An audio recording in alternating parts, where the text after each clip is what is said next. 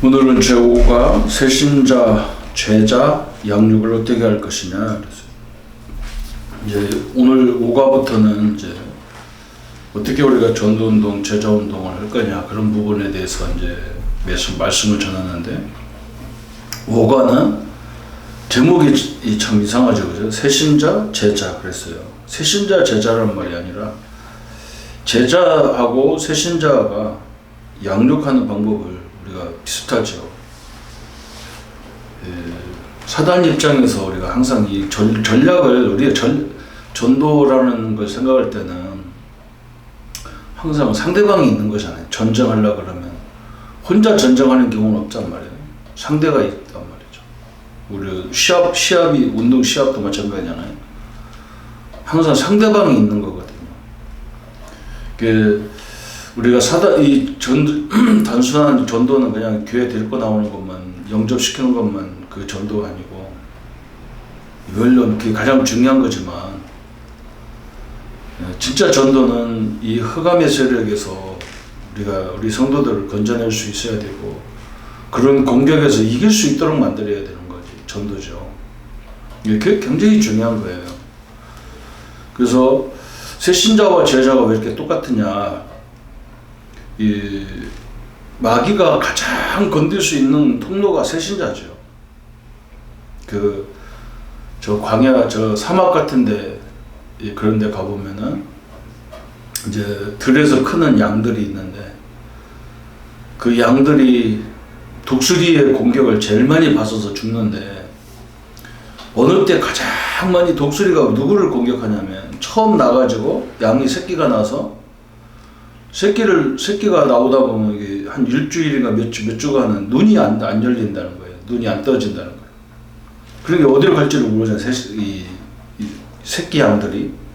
그때 독수리가 가장 많이 공격을 해서 한 80% 이상은 그때 다 죽는다는 거예요. 독수리한테 물려서. 그러니까 그렇게 중요한 거죠. 그죠? 예. 큰 짐승은 보고 도망가는데 이 작은 그 새끼들은 어떻게 발을 모르니까 그러다 누가 들고 올라가 뛸 수도 없는 거고 양들이 그런 상황이니까 독수리가 그걸 공격한다는 거예요. 마귀 입장에서도 마찬가지예요. 이 새신자가 은혜를 받아서 제자로 세워진다. 그럼 큰일 나죠. 그러니까 집중적으로 공격한다고 생각하면 돼요. 유 목사님이 다른 이단들을 보면은 한 사람을 전도하기 위해서 막 여러 팀이 매일 공격하잖아요. 월요일날 가는 팀, 화요일날 가는 팀, 수요일날, 목요일날, 금요일날, 토요일날 일주일 내내 그 새신자가 붙어가지고 그렇게 도와주는 거예요. 집중하는 거죠. 그래야 이제 이 사람이 말씀으로 집중할 수 있고 자기들이 주장하는 말씀으로 집중할 수 있기 때문에 그런 거예요. 근데 우리 새신자도 우리가 그래야 되는데 우리 교회는 이제 그런 시스템들을 잘 이해를 못하는 거예요. 왜냐 가장 중요한 게 영적인 것을 이해를 못하니까 이제 그렇게 가는 거예요. 그 새신자도 일주일에 한 번이 아니라 이 새신자가 시간이 된다 그러면 매일 다락방을 통해서도 말씀을 빨리 기본적인 확립을 시켜줘야 되죠. 제자도 마찬가지. 제자도 사단 입장에 올 때는 지금 이 사람 자기는 제자인지 아닌지 헷갈리고 자기를 잘 모르는데 마귀가 얼마나 좋겠어요, 그죠? 이 사람은 제자 역할을 할 수 있는 사람을 이 사람도 마찬가지예요. 사단의 탁기통 공격에 새신자와 제자하고 똑같은 거예요. 새신자하고 제자하고 다른 점이 있다면 뭐냐면 새신자는 아직 교회에 대해서 말씀에 대해서 잘 모르니까 조금씩 이렇게 가르쳐 줘야 되지만 이 제자는 이미 어느 정도로 이 말씀과 이 교회에 대한 생활이 어느 정도 익숙해져 있다는 말이죠. 그래서 이 사람은 내용이 좀 많아도 괜찮아요. 제자는. 그 차이가 있는 거예요. 그 차이가. 애기하고 어른하고 애기가 태어나서 할 때 젖 먹는 거하고 청년이 밥 먹는 거하고 다르잖아요. 그죠? 그 사람들은 청년들은 모든 반찬 다 갖다 놓고 먹어도 되지만 애기는 그걸 먹으면 죽어요. 소화가 안 돼서 죽어요. 그죠? 그런 차이가 있는 거예요.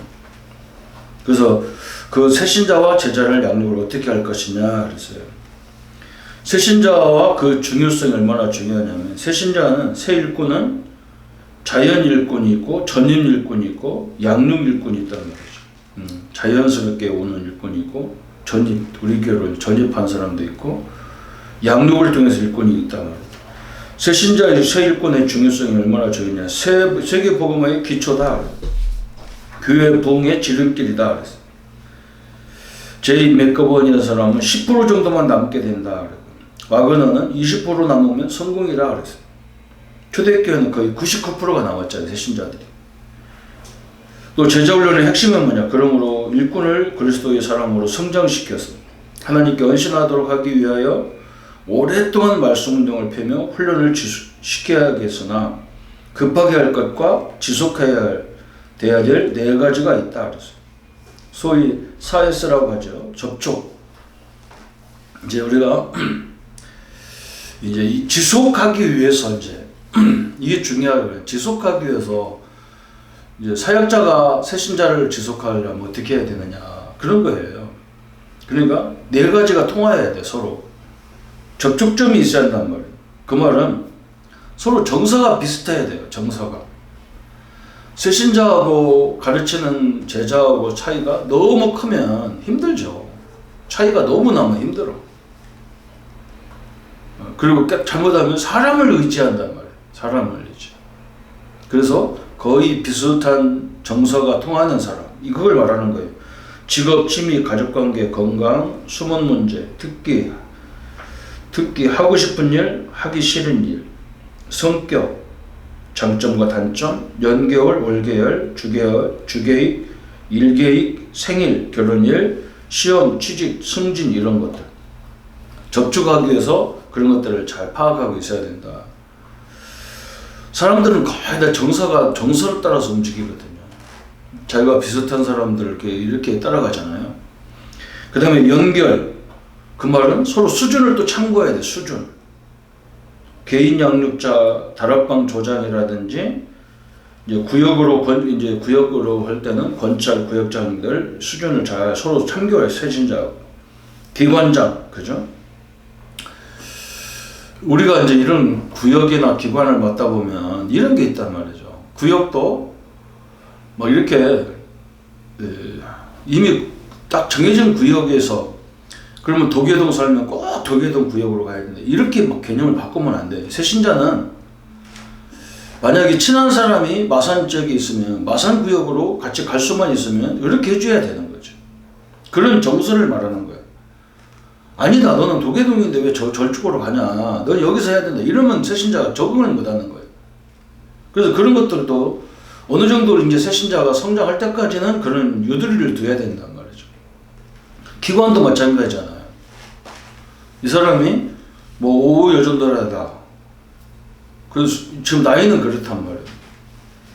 그런데 뭐 3이나 그런 데 아는 사람들이 많다. 그러면 그쪽으로 보내서 같이 교회에 적응이 되면 이쪽으로 올 수 있도록 이렇게 해야 되는데, 뭐 세상처럼 막 아니다, 네 나이가 지금 그거 아니야, 저리 가, 새신자, 이러면 새신자가 감당을 못 하잖아요. 특히 어린이 교회학교 같은 경우도 마찬가지예요. 중학교 다니는 언니를 따라서 교회 왔는데, 교회 와보니까 뭐 어린이 교회학교는 제가 아는 사람 아무도 없어. 이게 막 적응하기가 너무 힘들어, 하루하루가. 우리가 클 때는 형제들이 많아서 적응력이 쉬웠는데, 지금 아이들은 거의 다 한둘 아이들이 있게, 하나 뭐 둘도 이제는 어렵잖아요. 하나밖에 안 나는 시대인데, 그러다 보면 애들이 굉장히 적응하기 힘들잖아요. 그런 때는 언니가 있는 쪽으로 보냈다가 잘 이제 친한 친구가 생기면 이쪽으로 보내야 돼. 이렇게 정서적인 거예요.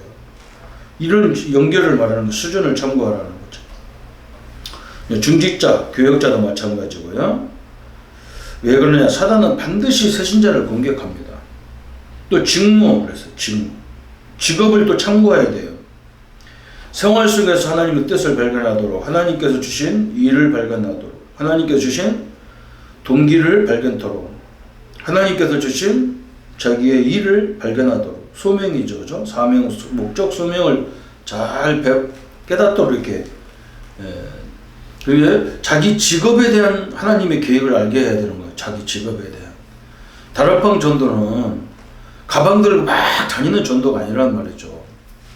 자기가 있는 현장에서 하나님이 나를 거기 보냈고 거기서 많은 사람들, 구원받을 사람들, 양육받을 사람들을 내가 일 다 해가면서 이렇게 도와줘서 성장시켜서 이렇게 사회에 또 가까운 교회가 섬기도록 이렇게 만들어주는 게 전도이기 때문에 이제 자기 직업을 그래서 그런 일을 하려고 그러면 그 직장 안에서 전도하려고 그러면 내가 모범이 돼야 되잖아요. 직장 안에서. 모범 직장은 막 이상하게 직장 생활 하면서 전도하면요. 전도는 다 막히는 거예요. 그 다음에 성령, 가장 중요한 게 성령 인도죠. 영적 배경을 참고해라. 성령 체험은 성도된 인침이고 성령 충만은 성도의 참모습이잖아요. 예? 한마디로 말하면 이제 성령 인도 받는 이런 부분입니다. 그죠? 성령이 우리가 예수님을 영접했을 때 하나님의 성령이 우리 안에 거하시는데 저는 가끔 이제 그런 생각하는 거예요. 제가 참 이렇게 우리가 하나님 이렇게 좀 어떻게 보면 우리 신분이 목회자인데도 불구하고 막 말도 실수할 때가 있고 행동도 실수할 때가 많거든요. 저는 이런 생각을 해봤어요. 하나님이 내 안에 계시면 그런 데 가려고 하면 못 가게 하시지. 이렇게 이상한 말 할 때는 말도 못하게 야 하지마 이렇게 하든지 뭐 입을 틀어 막든지 뭐 창조주 하나님이니까 그러면 되잖아요. 근데 그걸 안 하신단 말이죠. 왜 그러냐면요. 우리 인간을 하나님이 로봇이나 노예로 만드는 게 아니에요. 처음부터 선택할 수 있는 자유의지를 준 거예요. 하나님이. 선악과를 따먹어도 되고 따먹을 수도 있고 따먹지 않을 수도 있어요. 그건 아담이 선택해야 돼요. 그죠? 그런데 그걸 떠먹어서 문제가 다 와버렸단 말이에요. 그래서 그걸 끝난 거예요. 그래서 예수님이 그 문제를 위해서 십자가에 죽으셔서 우리 문제를 해결하고 그 예수님을 우리가 구주로 영접한 사람이 하나님 자녀가 된단 말이에요. 하나님 자녀가 되면 성령 하나님 내 안에 계시단 말이죠. 그럼 성령도 우리 안에 계시면서 우리가 선택하도록 기다리는 거예요. 내버려두는 그 자유의지를 주신 거예요.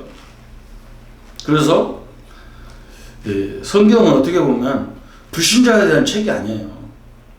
불신자는 그냥 놔두고 이미 신자들 속에서 지금 두 종류가 있는 거예요. 자기중심으로 하나님을 믿어도 늘 자기중심으로 사는 요셉의 형들과 같은 사람들이 있는 거고 요셉은 하나님이 왜 나를 이렇게 보냈을까 늘 그렇게 인도받았어요. 하나님 나를 이곳에서 뭘 깨달으라고 이 사람을 통해서 뭘 깨달으라고 하나님 나를 보냈을까 이렇게 해서 성령의 인도를 받았는데 그런 인도를 쭉 노예로 가서 감옥에 가서 다 이렇게 쭉 생활로 인도받다 보니까 나중에 보니까 어느 날 정상에 딱 올라간 거예요. 그게 성령의 충만함을 받는 방법이죠. 그 인도를 받는 방법이에요. 근데 그걸 놔두고 막 우리가 성령 충만이라니까 뭐가 막 가슴에 불이 떨어져 가지고 막 주체 못해서 막 그런 것도 성령 충만일 수 있겠지만 사실은 하나님은 그렇게 역사한 적이 없어요. 그런 사람들이 역사한 적이 별로 없어요. 그죠? 내가 이렇게 선택할 때 내 중심이 아니라 하나님이 나를 왜 이렇게 인도했을까? 이게 성령의 인도였거든요. 이게 성령의 그 자유의지로 속에서 이렇게 이루어지는 것들이잖아요. 그래서 우리가 그 속에서 많은 걸 찾아내는 그래서 응답은 어떻게 보면 오는 것도 있겠지만 찾는 거거든요. 찾는 거 이렇게 내 생활 속에서. 이 응답을 계속 찾아지는 거예요. 매일. 그래서 우리가 그러잖아요. 내일 작품이 나올 정도로 하나님 응답이 있는 거죠. 그래서 오늘 새신자들이 그 정도까지 성장할 수 있도록 우리가 이게 잘 안내를 하면 최고의 응답을 누리는 그런 삶이 되는 겁니다. 그래서 새신자는 거기에 새신자를 도와주는 제자도 있어야 되지만 이 두 사람이 다 중요한 사람이란 말이에요. 한마디로 말하면 하나님의 귀한 역사와 축복이 함께하기를 예수님의 이름으로 축복합니다. 하나님 아버지에 감사합니다. 우리에게 맡긴 이 아이의 새신자와 또 제자들을 잘 키워서 저 이단들이 한 영혼을 위해서 그렇게 여러 팀이 붙어가지고 집요하게 그를 양육하고 있는데 그 틀린 양육을 그렇게 하고 있는데 우리는 참된 진리를 가지고 이런 팀이 없고 이런 양육하는 사람이 없는 시대입니다. 너무나 안타깝고 너무나 답답한 시대인데 하나님 우리가 이 문을 열어주시고 그래서 한 영혼의 소중함을 보고 전 교회가 함께 합심해서 하나님 말씀으로 교회에 잘 적응해서 하나님이 원하는 사람으로 세워가는 교회가 되게 하여 주옵소서. 예수님의 이름으로 기도합니다. 아멘.